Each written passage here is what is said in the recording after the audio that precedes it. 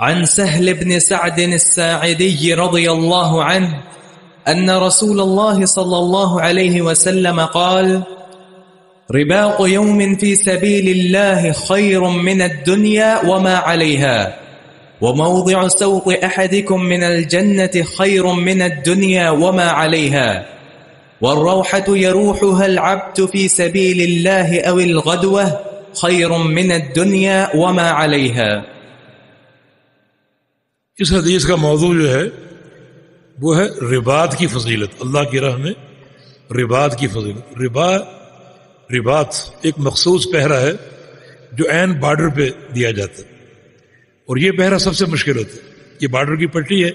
اس طرف ہمارا علاقہ ہے، اس طرف دشمن کا علاقہ ہے، دشمن کی فوج موجود ہے، اور یہاں بارڈر پہ کھڑے ہو کر اپنی سرحد کی نگرانی کرنا اور پہرا دینا یقیناً ایک بہادری اور شجاعت کا کام۔ تو فرمایا کہ یہ رباط کا فائدہ کیا ہے، اس کا اجر کیا ہے؟ رباط و یوم فی سبیل اللہ، اللہ کی راہ میں ایک دن کا پہرا بارڈر کا، ایک دن کا، خیر من الدنیا وما علیہا، دنیا ما فیہا سے بہتر، پوری دنیا اور دنیا میں جو خزانے اور دولتیں ہیں سب سے بہتر ہے ایک دن کا، یہ ایک رات کا بارڈر کا پہرا، ایسے علاقے کا جو سرحدی علاقہ ہے، بالکل پٹی پہ کھڑا ہو کر پہرا دے رہا ہے اور نگرانی کر رہا ہے، جو بڑا ایک بہادری کا کام، اور یہ اس کا اجر و ثواب ہے۔ اور فرمایا کہ موضع صوت احدکم من الجنہ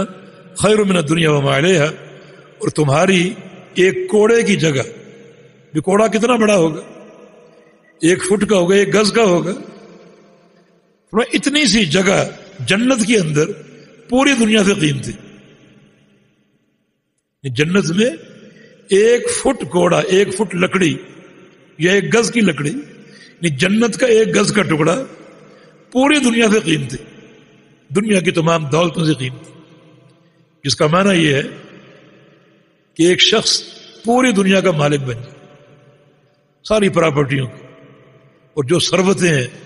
کہیں چاندی اور سونے کے ذخائر ہیں، اور کہیں پانی اور پیٹرول ہے، زراعتیں اور باغات ہیں، ان سب کا مالک اور سب کو بیچ دے تو اس کے ہاتھ میں کتنا پیسہ آئے گا؟ یہ سارا پیسہ اللہ کو دے کہ یا اللہ جنت کی ایک بالشت عطا فرما دے، یہ ساری قیمت، یہ سارا پیسہ جنت کے ایک بالشت کا مول نہیں بن سکتا، اتنی قیمتی ہے، جبکہ یہی جنت اللہ پاک عطا فرمائے گا اپنی رحمت کی وسعت سے۔ نبی علیہ السلام کی حدیث صحیح بخاری میں کہ میں اس شخص کو جانتا ہوں جو جہنم سے سب سے آخر میں نکالا جائے گا اور جنت میں سب سے بعد میں داخل کیا جائے گا۔ یخرج من النار حبوا، وہ جہنم سے نکلے گا اور کھڑا نہیں ہو سکے گا، اپنے گھٹنوں کے بل وہ بیٹھا ہوگا اور اس کا رخ جہنم کی طرف ہوگا، تو کہے گا یا اللہ تو نے مجھے جہنم سے نکال دیا تو اصرف وجہی من النار، تو میرا چہرہ جہنم سے پھیر دے۔ کتنا وہ بامشقت دن ہے کہ انسان اپنی مرضی سے اپنی گردن نہیں گھما سکے گا، یا اللہ میرا چہرہ جہنم سے پھیر دے، اللہ تعالیٰ پھیر دے، اب اس کو جنت دکھائی دے گی پہلی بار، کہے گا یا اللہ مجھے وہاں قریب پہنچا دے، طویل حدیث ہے، اللہ تعالیٰ پھر پہنچا دے گا کہ ابن آدم تو کہتا ہے کہ وَعِزَّتِكَ لَا أَسْأَلُكَ غَيْرَهُ، کہ یا اللہ مجھے جنت کی دیوار کے پاس پہنچا دے، تیری عزت کی قسم تجھ سے اور کچھ نہیں مانگوں گا، وہاں پہنچا دے بس۔ اللہ تعالیٰ پہنچا دے گا، پھر کچھ دیر خاموش رہے گا کہ میں وعدہ کر چکا اور کچھ نہیں مانگوں گا، پھر بول پڑے گا کہ یا اللہ اس درخت کے سائے کے نیچے پہنچا دے۔ اللہ فرمائے ابن آدم تو کتنا وعدہ خلافی کرنے والا، یا اللہ تیرا فضل پہنچا دے، اللہ پہنچا دے گا، پھر آخری بات یہ کہ یا اللہ جنت میں داخل فرما دے، اللہ تعالیٰ داخل فرمائے، حکم دے گا کہ جاؤ جنت کی طرف چلے جاؤ۔ نبی علیہ السلام کے الفاظ ہیں حدیث کے، جب وہ جا رہا ہوگا تو یخیل الیہ انہا ملأ، اس کے دل میں ایک خیال آئے گا کہ جنت تو بھر چکی ہوگی، کیونکہ میں سب سے آخر میں جا رہا ہوں، دنیا داخل ہو چکی، جنت تو بھر چکی ہوگی، پھر واپس آئے گی، یا اللہ انہا ملأ، کہ جنت تو بھر چکی ہے، مجھے وہاں کہاں ٹھکانہ ملے گا؟ اللہ فرمایا کہ تو جا تو صحیح، پھر جائے گا، پھر لوٹے گا کہ یا اللہ جنت تو بھر چکی ہے۔ اللہ فرمایا کہ اچھا میرے بندے تو تمنا کر، تو جنت میں کیا چاہیے، کتنا پلاٹ چاہیے؟ کہے گا کہ یا اللہ میری تمنا تو بڑی محدود ہوگی، تو رب العالمین اپنے فضل سے عطا فرما دے۔ اللہ فرمایا کہ جتنی یہ زمین تھی اتنی دے دوں؟ یا اللہ تستہزئ بی وانت رب العالمین، رب العالمین ہے تو، اور مجھ سے اس ناچیز سے تو مذاق کر رہا۔ اللہ فرمایا کہ جتنی زمین تھی اتنی، اور 10 گنا اور تجھے جنت عطا فرما دیتا۔ یہ اس کی رحمت ہے۔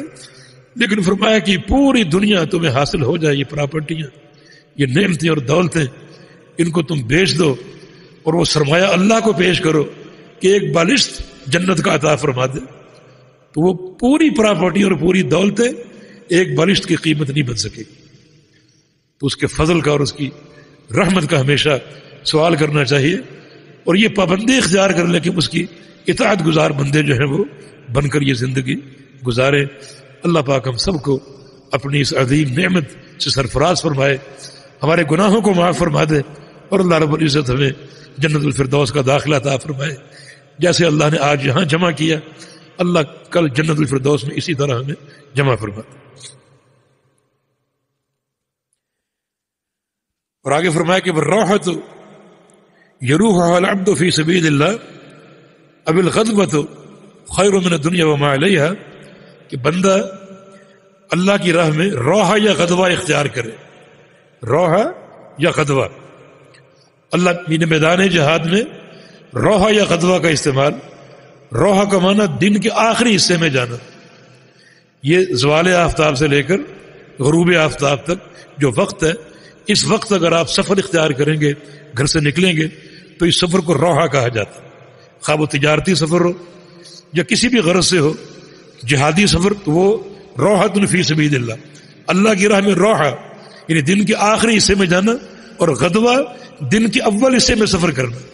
یہ طلوع آفتاب سے لے کر زوال آفتاب تک کے وقت کو غدوہ کہتے ہیں۔ تو اللہ کی راہ میں غدوہ ہو یا روحہ ہو، کہ ایک انسان صبح کو گھر سے نکلے یا شام کو گھر سے نکلے جہاد فی سبیل اللہ کے لیے، تو اس کا یہ عمل جو ہے یہ